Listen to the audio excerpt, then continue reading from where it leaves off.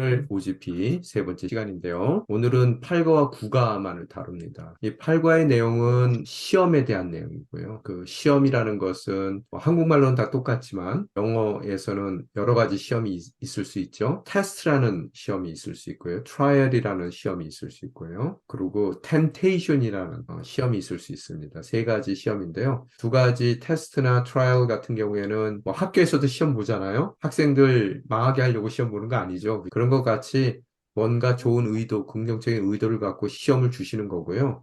마지막으로 템테이션이라는 것은 시험이긴 시험이죠. 유혹이죠. 그건 망하게 하기 위해서 하는 거죠. 그래서 하나님께서는 세 번째 시험은 안 하십니다.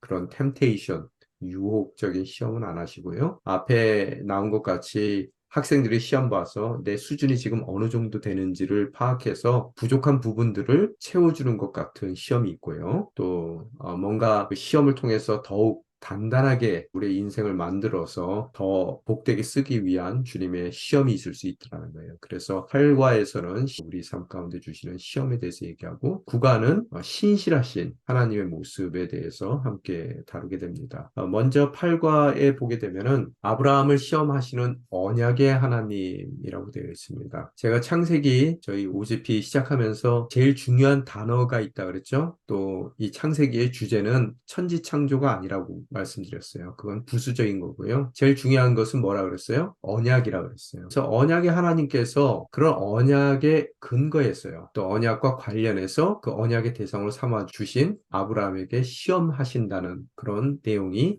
8가에 담겨 있습니다. 여러분, 믿음이라는 건 뭘까요? 그 시험의 내용은 믿음일 텐데요. 하나님께서 허락하신 모든 언약, 아브라함에게 주신 그런 언약을 아브라함이 믿었다라고 아브라함의 믿음에 대해서 얘기했을 때는 아브라함이 그런 모든 언약을 성실히 또 신실하게 변함없이 하나님께서 이루어 주실 것에 대한 신뢰예요. 그래서 이전에도 담임 목사님 주일날 설교도 하셨는데요. 담임 목사님께서 두 가지 말씀해 주셨어요. 언약에 대해서 하나님은 신실하시다는 거 말씀해 주셨고요.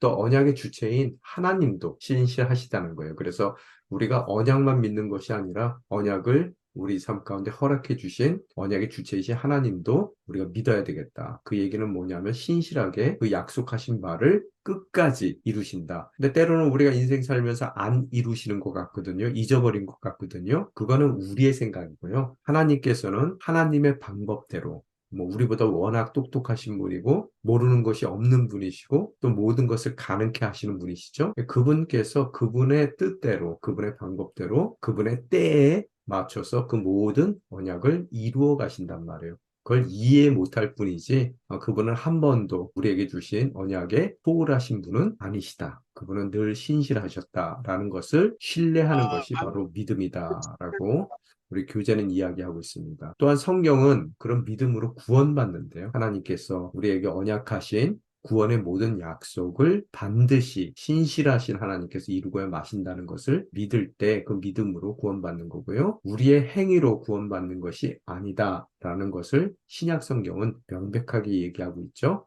오직 믿음으로만 구원을 받게 되는데 그러면 행위는 뭐냐? 구원받을 만한 믿음에는 반드시 구원받은 자로서의 행위가 수반되더라는 거예요. 그래서 오늘 8과에서 나가고자 하는 요지는 뭐냐 하면요. 아브라함이 믿음을 가졌고요. 그 믿음이 주님이 그를 의롭다라고 여기는 믿음이라면 그 삶 가운데 반드시 그 믿음에 합한 행위가 수반되더라는 거예요. 그래서 하나님이 의롭다라고 여기는 믿음에는 항상 행위가 수반된다. 그 행위로 구원받는 건 아니지만 믿음으로 의로워지는 거지만 그 의롭다라고 인정받는 믿음에는 반드시 그 믿음에 따르는 행위가 있다. 그것을 우리에게 보여주시기 위해서 아브라함의 인생 가운데 오늘 그 시험을 주시더라는 거예요. 우리에게 다 그 모든 걸 보여주기 위해서요.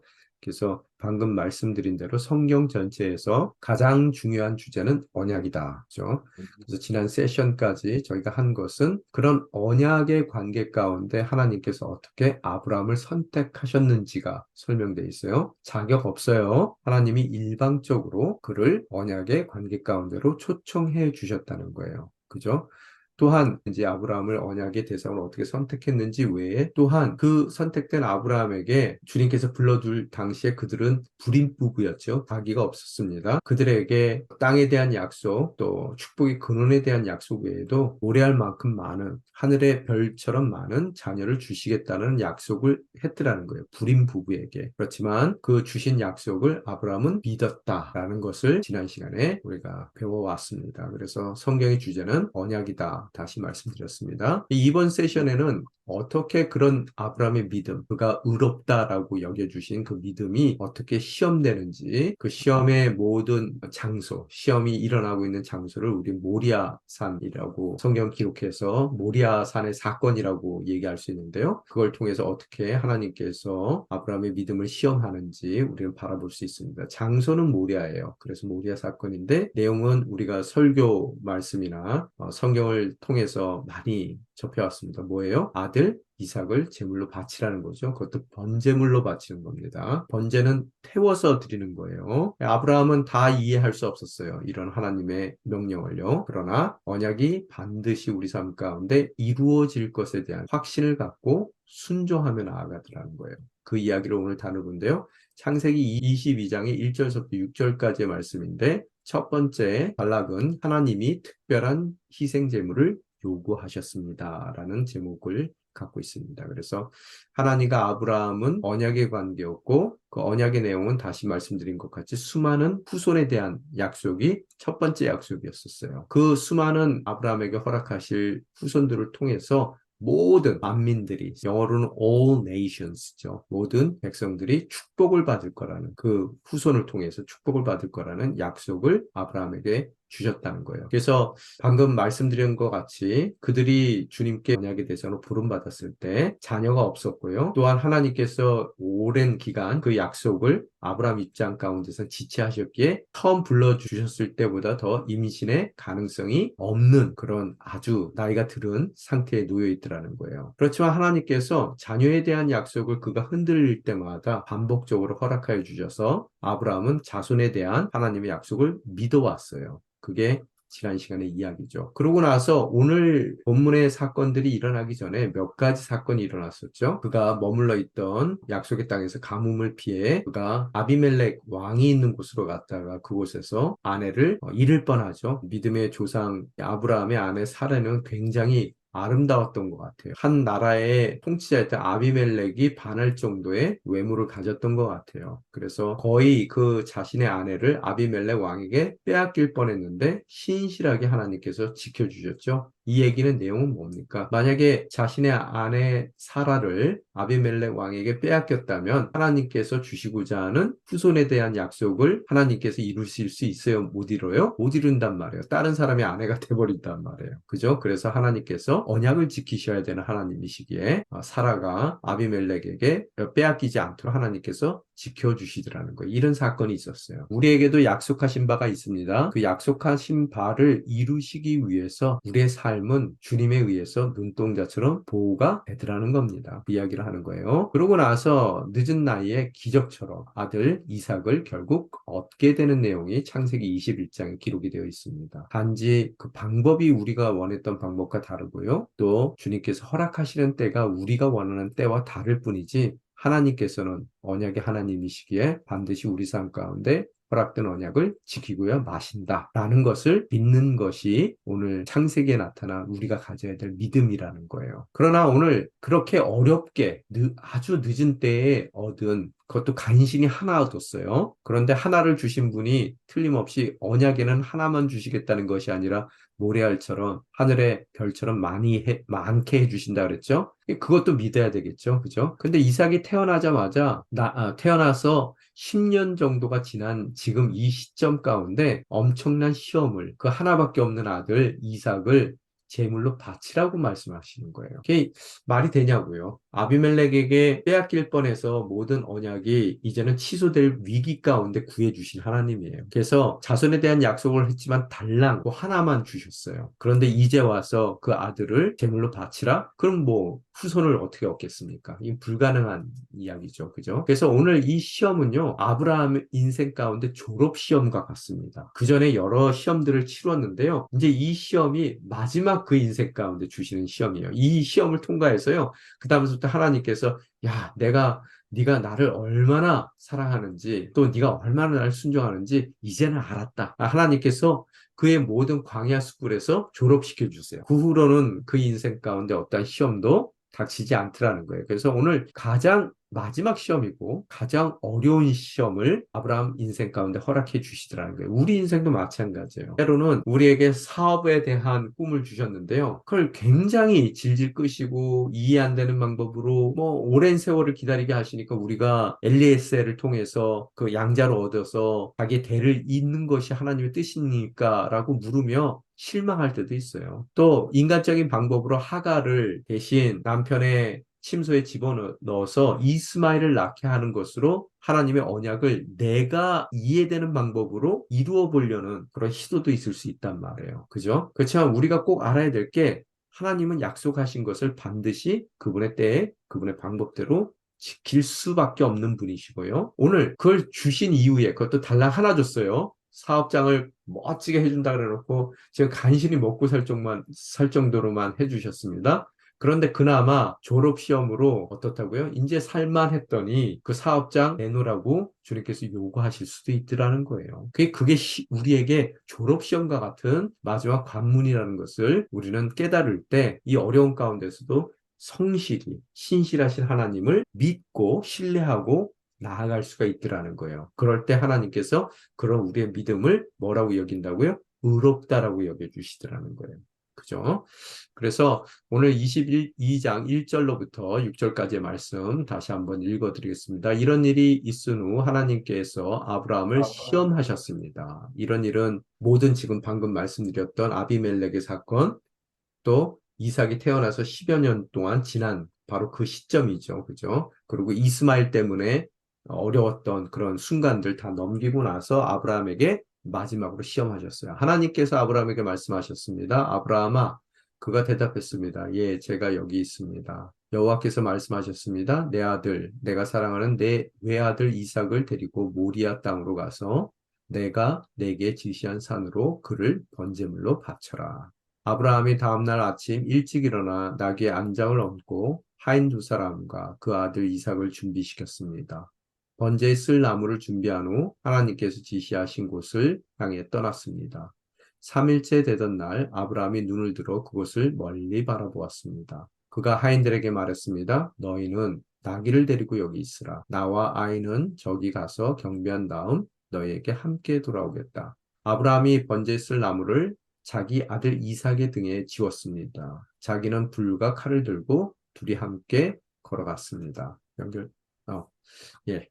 누군가 신뢰한다라고 우리가 얘기했을 때는요, 그 신뢰의 증거로서 우리가 순종하는 모습을 보여야 되더라는 겁니다. 아브라함과 언약을 맺으신 하나님이세요. 이제 아브라함의 믿음을 시험할 때 순종하는지 안 하는지를 보시겠다는 겁니다. 그래서 이삭, 지금 달랑 하나, 그것도 느지막하게, 이제는 뭐 완전히 그 태가 다 막혀버린 이 부부 가운데 달랑 하나 허락하신 이삭을 모리아 땅의 산에서 희생제물, 번제물로 드리라는 거예요. 여러분, 이게 남의 얘기니까 뭐 우리가 옛날 얘기 같이 듣지만 여러분 뭐 달랑 하나 있는 것도 아니에요. 자녀들 많다 하더라도 그 자녀를 번제물로 불에 태워서 죽이라고 한다면은 그게 말이 되겠습니까? 각을 떠야 되고요. 말이 안 되는 얘기죠. 그죠? 피를 뿌려야 되고요. 그 아브라함은 순종하는 믿음으로 성경에 보면 아침 일찍 일어났대요. 저 같으면 안 일어났을 것 같아요. 어떻게 하든 뭐 감기가 걸려서 몸 상태가 안 좋습니다. 내가 저 며칠 있다 가야 되겠습니다. 먼저 병원에 가야 되겠습니다. 뭐 이렇게 저렇게 핑계를 댈 것 같아요. 그런데 아침 일찍 일어나서요. 명령하신 장소로 떠나요. 곧장 출발합니다. 지체 없이요. 우리 또한 우리의 삶 가운데 이런 요구를 받았을 때 우리가 즉각적으로 움직여야 된다는 거예요. 이 미루기 시작하면은 이게 순종 못 합니다. 사흘 길을 갔는데요. 그죠? 이후에 아들과 함께 산에 올라가요. 이 아브라함의 마음이 어떻겠느냐는 거예요, 이때. 근데 오늘 우리 교재에서는 어떤 식으로든 이삭을 반드시 주님께서 살려내 주셔서 그 후손에 대한 하나님의 언약을 아브라함의 삶 가운데 반드시 이루어 주실 것을 믿었다라고 얘기해요. 우리 교재는요. 그래서 성경에도 보게 되면은 5절 말씀이 가장 중요한 얘기죠. 그런 것을 그 아브라함의 그런 믿음을 엿볼 수 있죠. 뭐라고 써 있어요? 아이와 함께 저기 가서 예배하고 우리가 여기에 1인칭 복수형이에요. 우리가 그럼 누굴 뜻하는 거예요? 아이와 함께 갔던 아브라함, 아이와 더불어 너에게로 돌아오리라. 제사 지냈는데요. 둘이 올라가서 제사 지냈는데 내려올 때도 둘이 같이 내려올 것이라고 자기 그 종들에게 이야기하더라는 거예요. 아마 이것이 부활에 대한 기대가 아닐까라고 교재는 이야기합니다. 뭐 틀림없이 죽이더라도 만약에 경우 번제를 드리더라도 그 죽음 가운데에서 틀림없이 만인들 앞으로 그의 후손을 통해서 세상의 all nation 모든 민족들이 복을 받게 해주신다는 그 약속을 이루기 위해서 순종해서 죽이더라도 틀림없이 그 죽은 이삭을 다시 살려내실 것이라는 믿음이 있었다는 거예요. 아브라함의 지금의 입장 가운데서는 정확히 어떻게 그 모든 언약을 이루실지 알 수는 없어요. 그러나 여전히 하나님과 그 주신 언약을 신뢰하는 아브라함의 순종을 우리는 바라볼 수 있다라는 겁니다. 자, 두 번째, 창세기 22장 7절부터 14절까지의 말씀인데요. 하나님이 대속 제물을 제공하셨습니다. 라는 섹션입니다. 7절에서 14절까지 읽겠습니다. 이삭이 자기 아버지 아브라함에게 말을 걸었습니다. 아버지, 아브라함이 대답했습니다. 왜 그러느냐, 내 아들아. 이삭이 말했습니다. 불가나무는 여기 있는데 번제로 드릴 양은 어디 있나요? 아브라함이 대답했습니다. 내 아들아, 번제로 드릴 양은 하나님께서 친히 준비하실 것이다. 두 사람은 함께 계속 길을 갔습니다. 그들이 하나님께서 말씀해 주신 곳에 이르자 아브라함이 그곳에 제단을 쌓고 나무들을 잘 쌓아 올렸습니다. 그런 다음 자기 아들 이삭을 묶어 제단 위에 쌓아 놓은 나무 위에 눕혔습니다. 아브라함이 손에 칼을 들고 아들을 죽이려고 했습니다. 그때 하나님의 천사가 하늘에서 아브라함을 불렀습니다. 아브라함아, 아브라함아, 그가 대답했습니다. 제가 여기 있습니다. 천사가 말했습니다. 그 아이에게 손대지 마라. 그에게 아무것도 하지 마라. 내가 내 아들, 곧 내 외아들까지도 내게 아끼지 않았으니 이제 내가 하나님을 경외하는 것을 내가 알았노라. 아브라함이 눈을 들고 보니 숫양 한 마리가 덤불에 뿔이 걸려 있었습니다. 아브라함은 가서 그 양을 잡아 자기 아들 대신 번제물로 드렸습니다. 그리고 아브라함은 그곳을 여호와 이레라고 불렀습니다. 그래서 오늘날까지도 사람들이 여호와의 산에서 준비될 것이다 라는 말을 합니다. 아멘. 자, 함께 올라가는 이삭의 질문이에요. 모리아산으로. 번제하는 양은 어디 있나요? 뭐, 이도 이해가 되는 게 칼도 들고 또 번제하기 위한 불을 지피기 위한 횃불도 아브라함 양손에 들려 있어요. 그리고 번제에 쓸 수 있는 모든 장작은 자기 등에 메어 있습니다. 그런데 제일 중요한 재물이 없는 거예요. 양을 끌고 가야 되는데. 그래서 이런 질문 당연히 하겠죠. 근데 이때 이삭은 나이가 뭐 10대 중반쯤 됐을 것 같아요. 왕성한 나이일 것 같고요. 그래서 그런 질문에 아브라함이 대답합니다. 하나님께서 친히 준비하실 것이다. 바로 이것이 오늘 키라는 거예요. 친히 준비하신다. 기독교의 신앙의 핵심은요, 하나님께서 친히 그 모든 구원에 대한 준비를 하신다는 거예요. 그걸 믿는 것이 우리의 기독교의 신앙의 핵심입니다. 하나님께서 하신다는 거예요. 대속의 제물을 친히 준비하셨어요. 정확히 얘기한다면 준비하신 것이 아니라 친히 하나님의 두 번째 위격인 성자께서 친히 우리의 대속물이 되어 주신다는 얘기예요. 그래서 십자가의 사건과 오늘 이 사건, 이 아브라함의 이야기, 대답에서 우리가 연결시킬 수 있더라는 거예요. 그래서 손을 들어 이삭을 제물로 바치기 위해서 칼을 들고 내리치려고 할 바로 그 순간에 천사가 나타나서 그 아이를 건들지 말라. 하나님을 경외하는지, 내가 하나님, 죄송해요. 타이보가 났습니다. 하나님을 경외하는 줄을 아노라. 라고 이야기하더라는 거예요. 어때요? 졸업시험을 통과했다는 거예요. 이제는 그가 모든 믿음의 과정을 마치고 믿음의 조상이 되는 그런 타이틀을 받는 그런 졸업에 임할 수 있게 되더라는 거예요. 아브라함의 시험을 통해 우리에게 보여주고자 하는 것은 뭐다? 참된 믿음은 온전한 순종으로 이어진다는 거예요. 야고보서에서 나온 것 같이럼요. 그죠? 그리고 우리 인생 가운데 그런 믿음이 있다라고 얘기하지만 전혀 믿음이 동반해야 될 순종하는 삶이 없다면 그 믿음은 참된 믿음은 아니라는 거예요. 하나님께 그 모든 졸업시험을 통과할 믿음은 못 되더라는 겁니다. 그래서 하나님께서 시험 통과한 그 아브라함에게 가시 덤불에 걸린 순양을 허락해 주세요. 그래서, 됐다. 내가 이제 네가 하나님을 경외하는 줄 알았다라고 얘기하지만 그렇다고 해서 모든 제사의 과정을 없었던 거로 하시지 않더라는 거예요. 왜? 하나님은 공의의 하나님이시기 때문에 제사 받기를 원하신단 말이에요. 그래서 하나님께서 대신 제사에 쓸 수 있는 제물, 숫양을 대신 준비하셨다는 거예요. 그래서 그 장소 이름이 뭐라고요? 여호와 이레가 되더라는 거예요. 이레라는 얘기는 무슨 소리예요? 영어로는 자이레 그러는데요. 준비하셨다라는 뜻이죠. 그래서 하나님께서 친히 그 자리에 자신이 원하시는 제사를 위한 제물을 준비해 주셨다는 거예요. 우리는 믿음으로 그 자리에 가기만 하면 된다는 겁니다. 그랬어요. 순종하며. 모리아산에서 하나님께서 친히 모든 것을 준비해 주셨고요. 그 모리아산은 우리 전통에 의하면은 갈보리산이에요. 그곳이요. 네.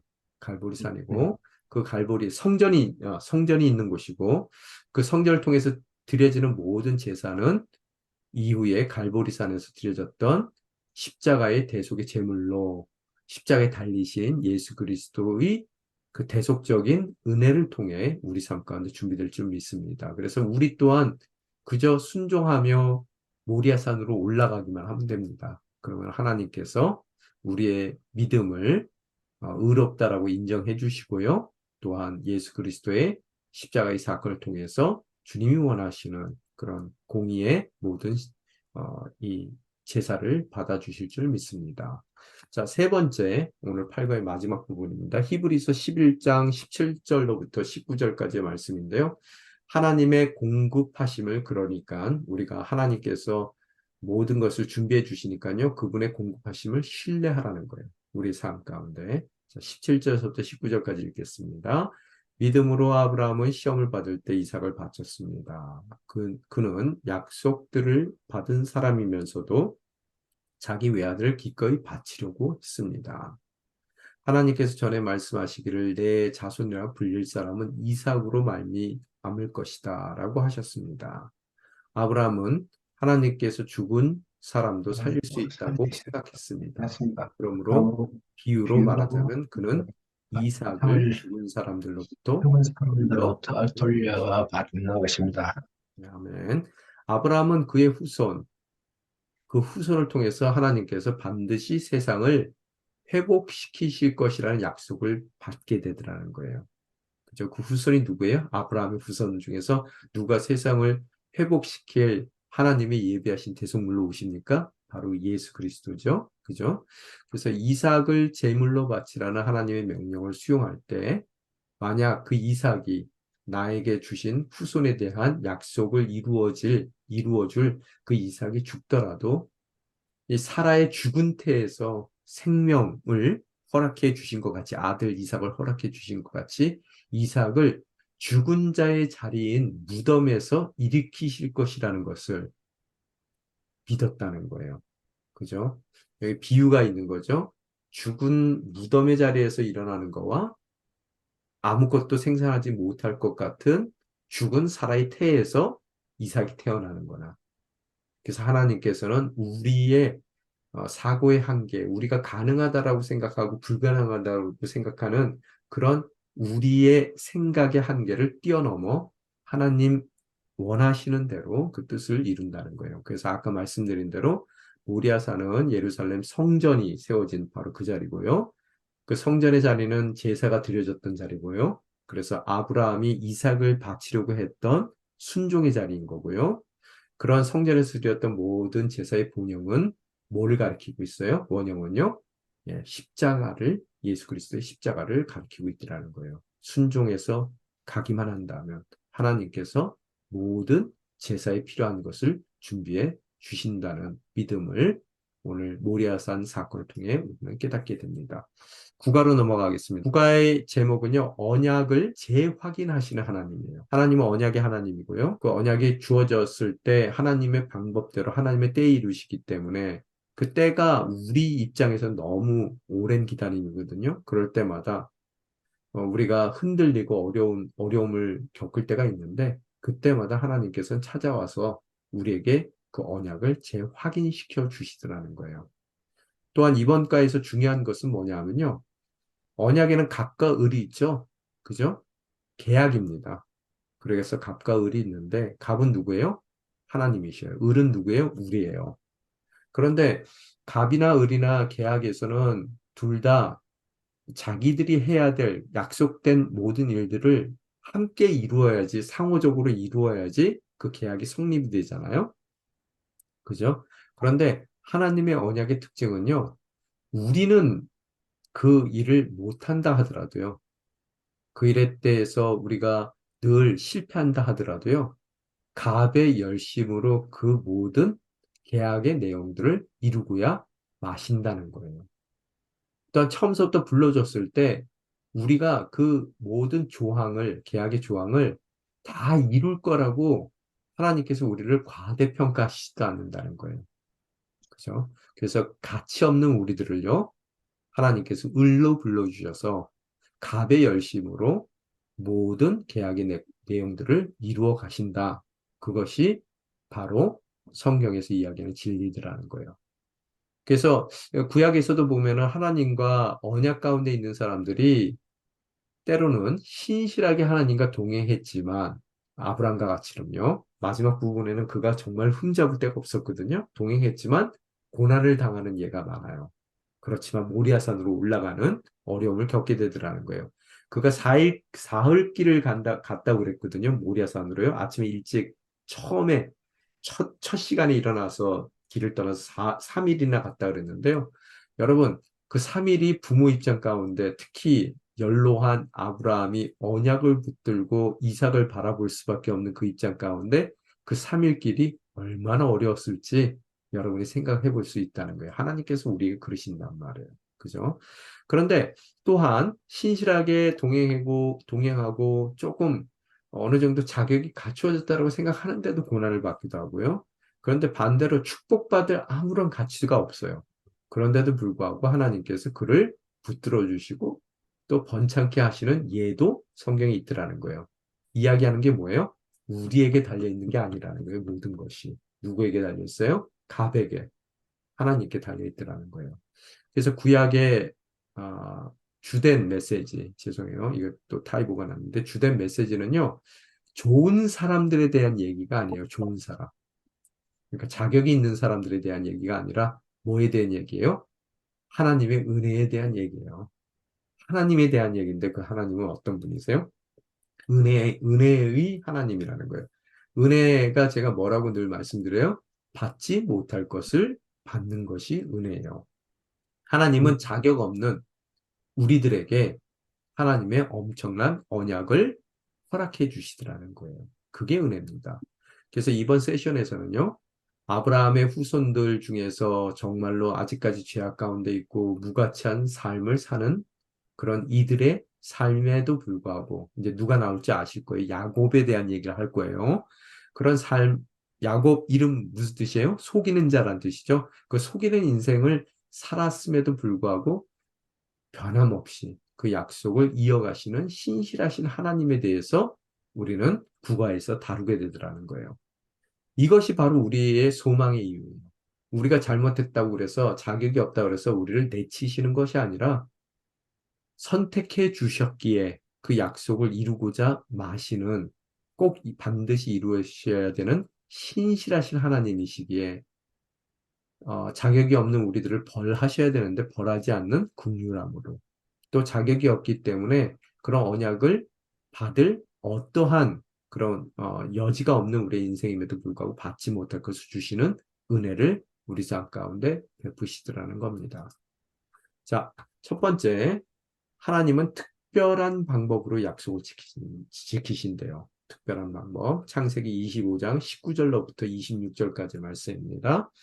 아브라함이 아들 이삭에 대한 기록은 이러합니다. 아브라함이 이삭을 낳았습니다. 이삭은 40세에 밧단 아람의 아람 사람 부두엘의 딸이며 아람 사람 라발의 여동생인 리브가를 자기 아내로 맞이했습니다. 이삭은 자기 아내가 임신하지 못해서 그녀를 위해 여호와께 간구했습니다. 그러자 여호와께서 그의 간구를 들어주셔서 그의 아내 리브가가 임신하게 됐습니다. 그런데 뱃속에서 두 아기가 서로 싸웠습니다. 리브가는 내게 왜 이런 일이 일어나는 것일까? 라고 말하며 여호와께 나아가 여쭈어 보았습니다. 여호와께서 그녀에게 말씀하셨습니다. 두 나라가 내 태 안에 있다. 내 태 안에서부터 두 민족이 갈라질 것이다. 한 민족이 다른 한 민족보다 강하니 형이 동생을 섬기게 될 것이다. 리브가가 출산할 때가 돼서 보니 그녀의 뱃속에 쌍둥이가 들어 있었습니다. 먼저 나온 아들은 빨갛고 온몸이 털옷과 같아서 그 이름을 에서라고 했습니다. 그 다음에 그의 동생이 나왔는데 손으로 에서의 발꿈치를 잡고 있었습니다. 그래서 그 이름을 야곱이라고 했습니다. 그들을 낳을 때 이삭은 60세였습니다. 아멘. 여기 발꿈치를 잡는다는 얘기가 속인다는 뜻이에요. 그래서 그 이름을 속이는 자 야코프라고 했고요. 여러분 여기에 몸이 빨갛고 온몸이 털옷 같다라는 얘기는 에서에 대해서 얘기할 때요. 붉어서 에서라는 이름을 줬죠. 이 얘기는 남성답다는 얘기예요. 그럼 오늘 이 두 사람이 뭐예요? 쌍둥이죠. 한 태에서 태어났죠. 근데 왜 이렇게 다른 두 사람을 여러분 배치했는 줄 아세요? 이삭에게 아버지 아브라함과 같이 불임의 문제가 있었어요. 애가 없었는데 간구했더니 애가 둘이 한꺼번에 쌍둥이로 허락됐는데 하나는 붉은 온몸이 붉었고 털옷 같은 애서고요. 다른 하나는 참 부모도 그렇지 자식 이름을 속이는 자라고 진 인물이에요. 왜 두 아들인 줄 아세요? 하나는 딸도 아니고 하나는 아들도 아니고 둘 다 아들이에요. 왜 그래요? 여러분, 에서는요, 세상적인 자격을 갖춘 사람이에요. 그렇지만 은혜를 몰랐어요. 항상 보면은요, 자격 갖춘 사람들은요, 뭐 자기 혼자서 다 잘할 수 있는 사람들은요, 하나님의 은혜가 필요하다고 생각지 않아요. 다른 하나는 뭐예요? 너무나 자격이 없어요. 그래서 하나님의 은혜를 갈구해요. 오늘 똑같은 시간에 태어나고요. 똑같은 엄마 태에서 태어난 두 아들이 하나는 잘난 아들, 모든 자격이 갖춰진 아들, 다른 하나는 그렇지 못한 아들이에요. 그래서 그들의 완전히 다른 인생의 항로에 대해서 저에게 설명하고 있더라는 거예요. 자, 이삭은 계속해서 약속의 자녀로서 허락된 아버지 아브라함에게 허락됐고요. 이제 자신에게 허락됐어요. 자, 여러분 이렇듯 믿음은 또 하나님께서 주신 믿음 가운데서의 언약은 자손을 통해서 이어집니다. 여러분이 그래서 기도해야 돼요.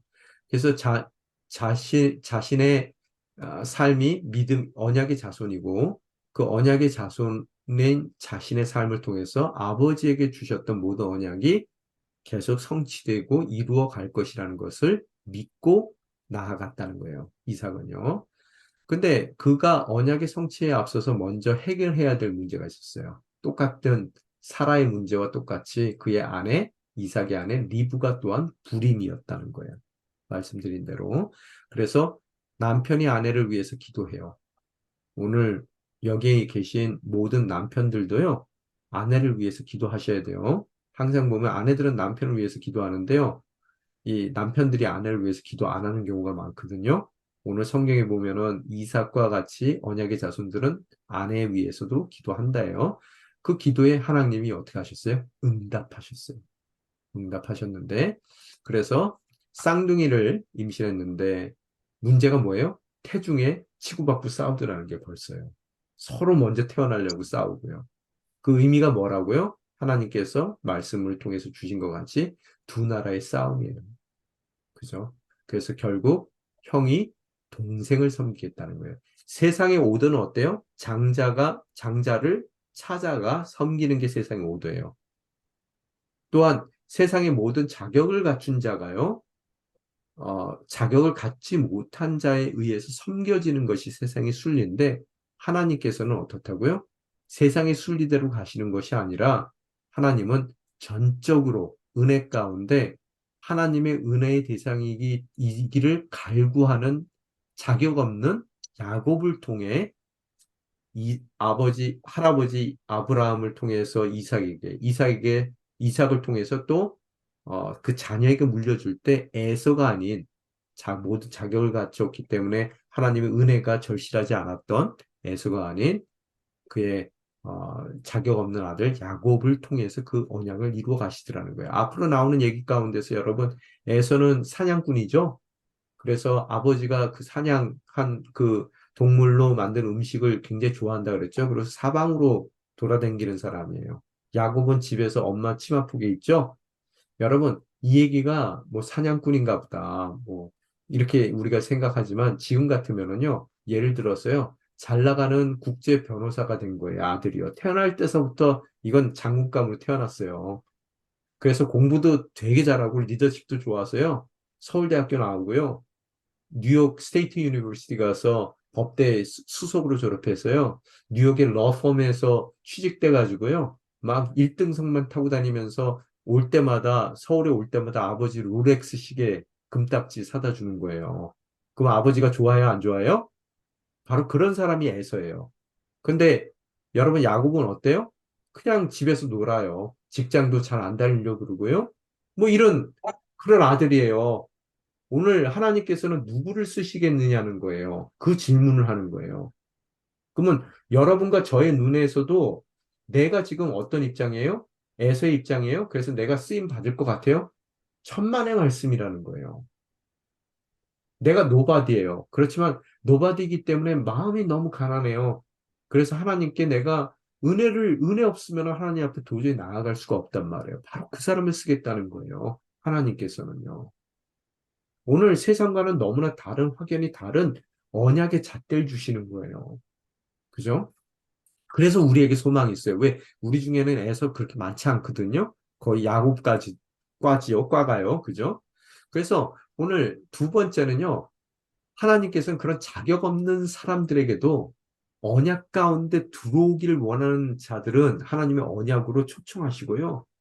그 사람과 언약을 해주었는데 그 사람이 자격이 아무리 없다 하더라도 언약 가운데 있는 하나님의 자녀는 하나님께서 책임져 주신다는 거예요. 틀림없이요. 여러분, 그 언약 중에서 지난 시간에 뭐가 있었어요? 그 언약의 자손을 축복하는 자에게는 하나님 축복해 주시고요. 저주하는 자에게는 만배 저주를 해준대요. 그게 자격이 있어서 그러는 게 아니라 하나님의 은혜를 갈구하고 하나님만을 바라보며 그 언약 가운데 들어가고자 하는 간절한 마음이 있는 사람이라면 하나님께서 자격 없이도 그 모든 언약을 지켜주시겠다는 거예요. 자, 창세기 26장 1절로부터 6절까지의 말씀이에요. 읽어드리겠습니다.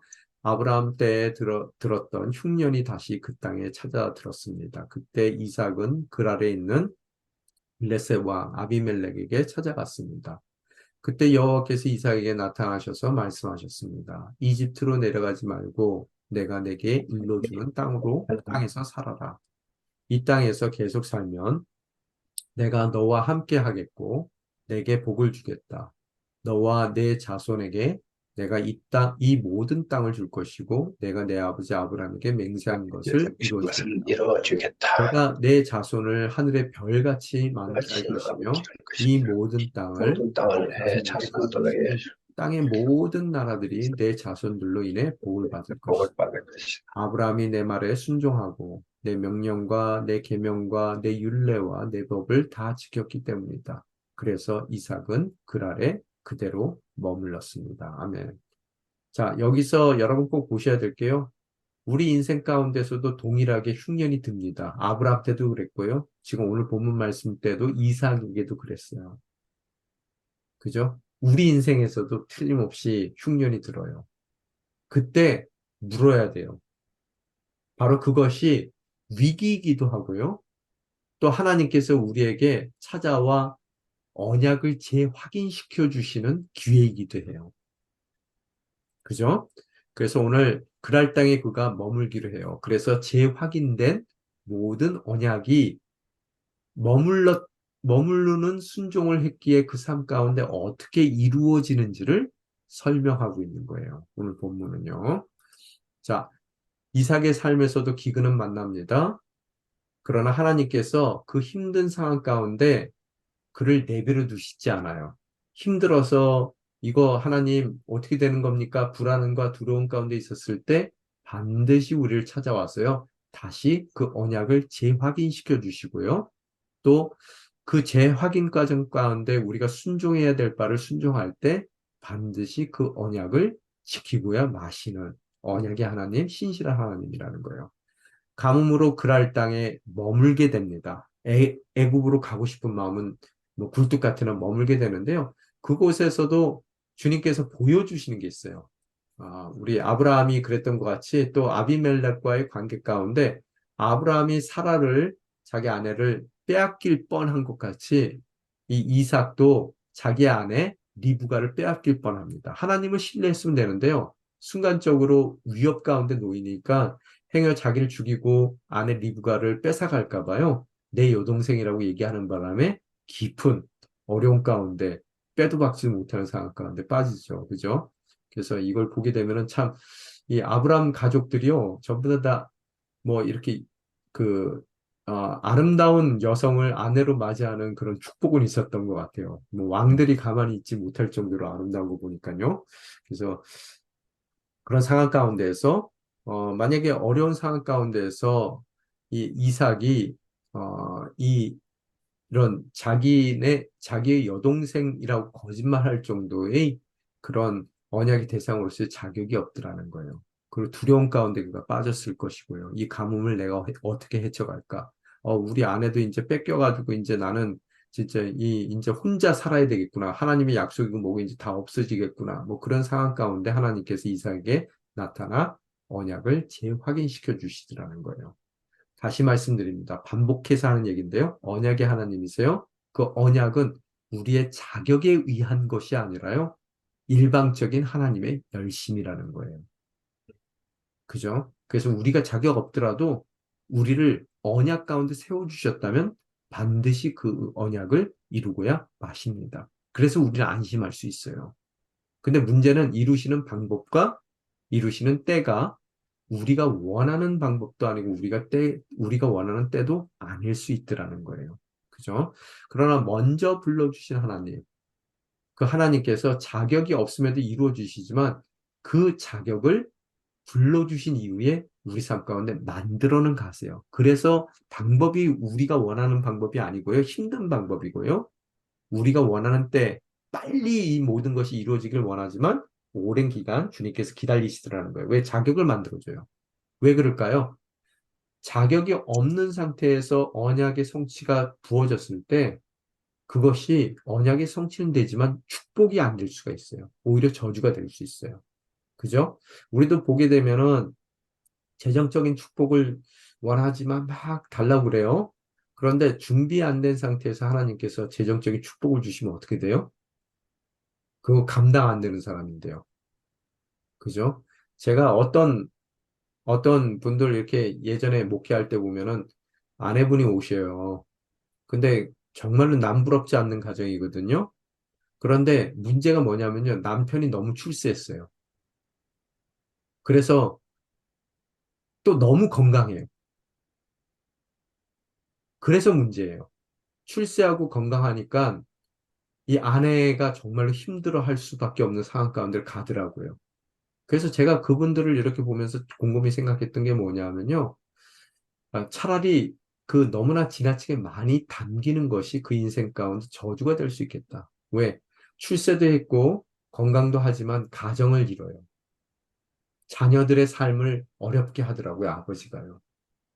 예, 그런 걸 봤을 때 하나님께서는 무턱대고 우리에게 언약의 성취로 모든 것을 우리 삶 가운데 가득 채워주시는 것이 아니라 자격 없는 우리들을 불러주셨기에 그 자격을 만들어 가시는 과정을 먼저 허락하셔서 반드시 그 언약을 이룰 수밖에 없는 신실하신 하나님이지만 그 이루어진 모든 언약의 성취가 우리 삶 가운데 저주가 아닌 축복이 되길 원하시더라는 거예요. 그래서 오늘 우리는 광야로 내몰립니다. 그죠? 그래서 어디까지 가야 돼요? 모리아산 졸업시험까지 가야 된다는 거예요. 오늘 하나님께서도 이삭을 그런 자로 만들어 가시길 원해요. 그런 자격이 부족함에도 불구하고 그런데 참 희한한 것은 오늘 보면은 큰 부자가 되고요. 또 결국 이삭은 브엘세바로 돌아가고요. 또 거기서 흔들릴 수밖에 없는 상황 가운데서 언약은 재확인하고요. 뭐 부자가 된다 그래서 저주가 될 만큼 채워주신 건 아니고요. 그가 기가 죽어서 모든 것을 포기하지 않을 정도로는 주님께서 그의 삶을 축복해 주시더라는 거예요. 그래서 어려운 자리 가운데 그가 흔들리지 않도록 이것은 성경에서 명백히 흐릅니다. 좌절하고 포기하려고 하는 자리 가운데 주님께서 늘 언약을 재확인시켜 주시더라는 거예요. 자, 세 번째, 마지막 부분인데요. 하나님은 우리와 함께 하심으로 약속을 이루십니다. 그래, 너 알아서 해 하고 던져주시는 것이 아니라 그 모든 것을 함께 이루어 가시더라는 거예요.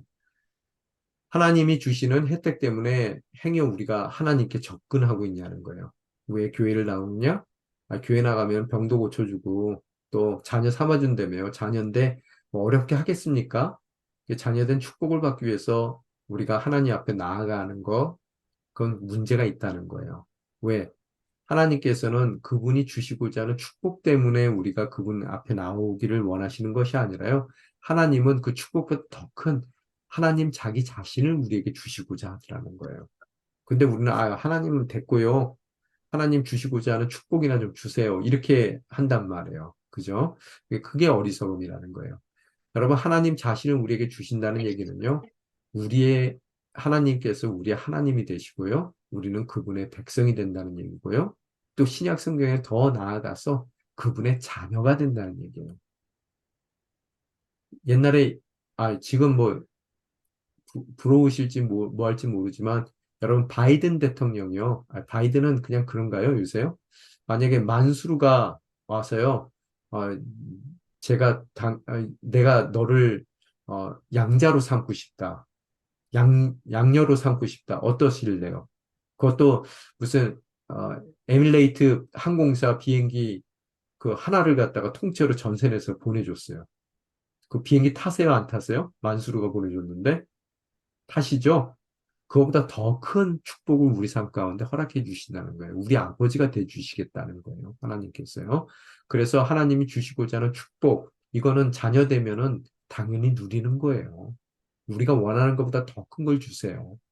그런데 아버지 되어 주시고자 하는 하나님의 언약을 우리 삶 가운데 허락해 주시더라는 거예요. 그래서 뭘 주시겠다는 약속보다는 함께 해주시겠다는 약속이 우리 삶 가운데 더 중요한 것일 줄 믿습니다. 오늘 이러한 맥락 가운데서 28장 10절로부터 22절까지 읽겠는데요. 제가 읽어 올리겠습니다. 야곱은 브엘세바를 떠나 하란을 향해 가다가 한 장소에 이르러 해가 지자 거기에서 밤을 지내게 됐습니다. 야곱은 거기에 있던 돌을 가져다가 머리에 베고 누워 잤습니다. 그가 꿈에 보니 사닥다리 하나가 땅에 서 있는데 그 꼭대기가 하늘까지 다 있었습니다. 그리고 하나님의 천사가 그 위에서 오르락내리락 하고 있었습니다.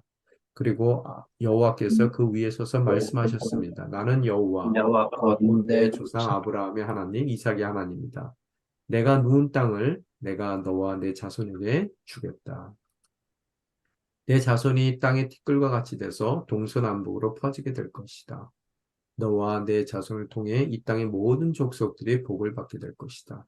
내가 너와 함께 있을 것이며 내가 어디로 가든지 너를 지켜주겠다. 그리고 너를 이 땅으로 다시 데리고 오겠다. 내가 내게 약속한 것을 다 이룰 때까지 너를 떠나지 않겠다. 야곱이 잠에서 깨어나 말했습니다. 참으로 이곳은 여호와께서 계신 곳인데 내가 몰랐구나. 그리고 그는 두려워하며 말했습니다. 이 얼마나 두려운 곳인가. 이곳이 바로 하나님의 집이며 이곳이 하늘의 문이구나. 다음날 아침 일찍 야곱은 머리에 베었던 돌을 가져다가 기둥을 세우고 그 위에 기름을 부었습니다. 그리고 그것을 베델이라고 불렀습니다. 원래 이 성은 루스라는 곳이었습니다. 야곱이 소원하며 말했습니다. 하나님께서 만약 저와 함께 계셔서 제가 가는 이 여정에 저를 지키시고 제게 먹을 것과 입을 것을 주시며 제가 제 아버지 집으로 무사히 돌아가게 해주신다면 여호와께서 제 하나님이 되실 것이며 제가 기둥으로 세운 이 돌이 하나님의 집이 될 것입니다. 그리고 하나님께서 제게 주신 모든 것의 10분의 1을 하나님께 드리겠습니다. 아멘. 여러분 잘 아시는 베델에서의 밤에 대한 이야기죠. 그렇죠? 출생 때 이 쌍둥이의 그 태에서의 싸움이 있었고 그 싸움을 통해서 예언해 주신 것이 있어요. 뭐라고요? 형이 동생을 섬길 것이다. 그죠? 장자와 차자의 입장이 바뀌게 되는 거죠. 그래서 야곱은 하나님의 축복을 받습니다. 이 이삭의 모든 축복의 기도, 장자로서의 축복의 기도를 다 받더라는 거예요. 그런데 성경은 항상 내가 모든 것을 받았다라고 했던 그 다음날의 삶이 중요해요. 그 삶이 내가 기대했던 거는 정반대가 있어요. 항상 보면요. 아까 말씀드린 대로 자격이 없는 나를 불러주셔서 무턱대고 언약을 성취시켜 주시면 그 담긴 언약이 뭐가 된다고요? 저주가 될 수 있어요. 왜? 관리 못하니까요. 그래서 이제는 언약의 대상으로 세운 나를 자격 있는 자로 만들어주는 과정이 있더라는 거예요. 부르심의 자리 가운데 세우는 과정이 있다는 거예요. 그래서 야곱이 속여서 자신의 이름대로 속여서 에서의 모든 축복을 가로챘습니다. 그래서 에서가 두려워 그는 도망길에 오르게 됐더라는 거예요. 그래서 그 다음날 아침에 보면 모든 장자의 축복을 받았음에도 불구하고 그는 도망자가 돼. 모든 것을 다 잃어버린 삶을 살게 되더라는 거예요. 그래서 첫 번째 날, 도망하던 첫 번째 날이에요. 그 베델의 밤에 오늘 그가 돌베개를 대고 자기 인생에 대해서 생각하면 눈물을 흘리고 있더라는 거예요. 도대체 이게 뭐지? 축복을 받은 거야? 왜 나는 이렇게 도망자가 됐지? 그죠? 그래서 내 인생 가운데 도대체 내가 할 수 있는 일은 뭘까라는 그런 마음을 그가 갖고 눈물을 흘리더라는 거예요. 뭐 예를 들어서 뜸뿍 새 노래하며 이제 울고 있는 그런 모습이죠. 그런 절망했어요. 왜 이렇게 됐을까? 또 두려웠습니다. 에서에게 잡혀 죽을 수 있겠다. 또 앞으로 내 인생 가운데 펼쳐지는 모든 삶에 대해서 막막함을 갖고 있었던 베델에서의 밤을 보내고 있더라는 거예요. 그때 무슨 일이 일어난다고요? 반복적으로 일어납니다. 그 전에 아브라함에게 있었던 것 같이 또 그 전에 이삭에게 있었던 것 같이 하나님께서 이 절망의 자리 가운데 야곱에게 언약을 재확인시켜 주시더라는 거예요. 그 언약의 내용은 뭡니까? 내가 너와 함께 하겠다는 거예요. 오늘 행여 여러분 또한 이 베델에서의 밤 막막함 가운데 있습니까? 오늘 주님께서 여러분에게 뭐라고요? 내가 너와 함께 해주겠다. 그죠? 그래서 그 이야기를 듣고 나서 자기가 베개로 베고 있었던 돌을 세워서 표속으로 삼죠. 거기 기름을 붓고 예배합니다. 야곱이요. 그래서 하나님께 그 예배 자리에서 서원해요. 뭐라고요? 하나님, 만약의 경우 주님께서 나로 하여금 이 막막한 길 가운데에서 보호해 주시고 안보해 주시고 나로 돌아오게 해 주신다면 주님은 나의 하나님이 될 것이고요. 하나님이 아까 자기 자신을 우리에게 주시길 원한다 그랬죠? 나의 하나님이 될 것이고, 나는 내가 가진 그 모든 것의 10분의 1을 드릴 것이고, 지금 바로 이 자리가 주님이 원하시는 예배의 처소가 될 것입니다. 그렇게 서원하죠. 그래서 오늘 이 이야기가 서원의 자리고요. 또 훗날 야곱이 도는 먼 길을 걸어가지만 결국 주님께서 그를 이 예배 자리로 다시 돌아오게 하시고요. 그래서 그 장소가 베델, The house of the Lord라는 뜻이죠. 조호바라는 뜻이죠. 그래서 베ഥ엘, 뭐예요? 베ഥ엘 무슨 소리입니까? 베th라는 뜻은 집이라는 뜻이고, 엘은 엘로임, 하나님이라는 뜻이죠. 그래서 하나님의 집이라는 그런 이름을 가진 그런 장소가 되더라는 겁니다. 오늘 이 베델에서 사닥다리가 나오죠. 거기에 하나님의 천사들이 위에서 내려왔다, 올라갔다, 내려왔다, 올라갔다 하는 소통의 모습을 보여주고 있습니다. 우리 교재는 그것을 바벨탑과 비교해요. 그죠? 이 야곱의 사닥다리는요, 위에서 내려왔다, 올라갔다, 소통하는 것이 하늘에서 내려오시는, 나의 삶의 자리까지 내려오시는 하나님에 대한 그림이라면요, 이 바벨탑은 탑을 쏘아 올려서 하나님의 자리까지 가고자 하는 인간의 모습이라는 거예요. 그죠? 그래서 하나님의 은혜와 긍휼이 필요한 한 사람의 모습이고, 바벨탑은 나의 자격으로, 나의 능력으로 하나님 자리까지 올라가고자 했던 그런 교만한 자의 모습을 우리는 발견하게 되더라는 거예요. 그래서 오늘 그 사닥다리를 통해서 우리에게 주시는 것은요, 내려오시는 하나님이에요. 우리 가운데. 그래서 야곱의 후손 가운데 성육신하신 우리 삶 가운데 육신의 몸으로 내려오셔서 우리의 막막하고 쓸쓸하고 또 불안하고 두려운 우리 삶의 자리 가운데 약속을 재확인시켜 주시는 예수 그리스도의 모습을 우리는 바라보게 되더라는 겁니다. 자, 질문은 우리 또한 언약 관계 가운데 있는데 나의 자격으로 불러주셨는가? 혹은 하나님의 열심으로 은혜 가운데, 긍휼 가운데 내 삶을 하나님의 열심으로 그 언약의 대상 가운데 세워주시는가? 하나님의 열심과 나의 자격에 대해서 한번 나누길 원하고요. 아까 나누길 원했던 것은 뭐예요? 부활에 대한 믿음이 있다면 나의 일상 가운데 내가 어떠한 삶의 변화를 가져올 수 있을까? 그 얘기는 뒤집어 얘기해서요. 부활이라는 것은 해피엔딩이에요. 죽었던 사람이 살아나는 거거든요. 모든 소망이 끊어진 상태에서 다시 한번 더 큰 소망을 향해 나아가는 것이 부활이거든요. 그래서 부활에 대한 믿음이 있을 때 내 삶 가운데 어떠한 삶의 태도의 변화가 있을까를 함께 나눠보기를 원합니다.